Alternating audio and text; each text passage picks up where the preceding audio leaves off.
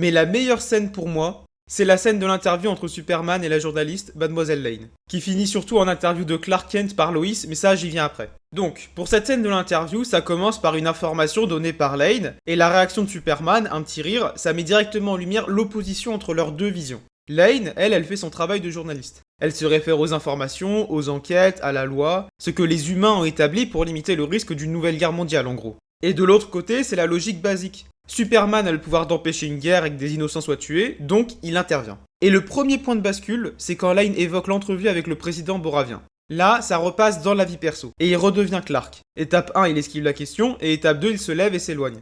Lane arrive tant bien que mal à lui tirer les verres du nez jusqu'à cette phrase terrifiante. Que lui avez-vous dit? Je lui ai expliqué que s'il s'en prenait encore au Jaranpur, alors il aurait personnellement affaire à moi. Qu'est-ce que ça veut dire?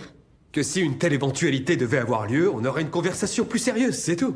Bon, nous on sait que c'est Superman, mais imaginez que c'est un méta-humain qui pète un câble et qui a dit ça, là on serait un tout petit peu plus stressé. Et on pourrait me dire, oui mais c'est Superman, il avait pas le choix, et puis il est du bon côté, il est pas méchant. Oui, mais ça reste un humain en vrai. La peur de le voir péter un câble et de rien pouvoir faire, elle est compréhensible. Donc l'interview se poursuit et Clark s'emporte. Ça rebascule du côté vie privée et on voit parfaitement la différence entre Lois et Clark.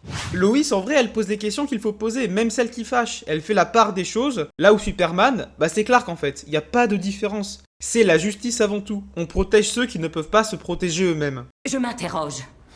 Oui. Si j'étais dans la même situation, je me poserais des questions et j'aurais pris un peu de recul afin d'envisager les conséquences. Mais t'oublies que des gens allaient mourir! Ça, là, c'était le point de rupture. C'est pour ça qu'elle change de sujet. Mais Clark, il reste toujours dans l'émotion, il fait de son mieux et ça lui fait mal de voir que tout le monde n'est pas d'accord avec lui.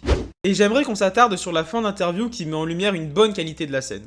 Ils sont chez eux, en tenue civile si on peut dire. L'interview elle allait forcément déraper et ils allaient parler de leur vie privée. Quand on regarde celle de la série Superman et Lois, ou même celle du film de 78, Superman est au moins en costume et c'est un peu plus professionnel. Après, elles sont moins profondes et on ne développe pas trop les questions morales. Et ça change beaucoup de la scène de Man of Steel, qui manque un peu d'âme, j'ai envie de dire. C'est vraiment là pour mettre en valeur les pouvoirs de Superman et rien d'autre. C'est pour ça que je préfère celle de James Gunn.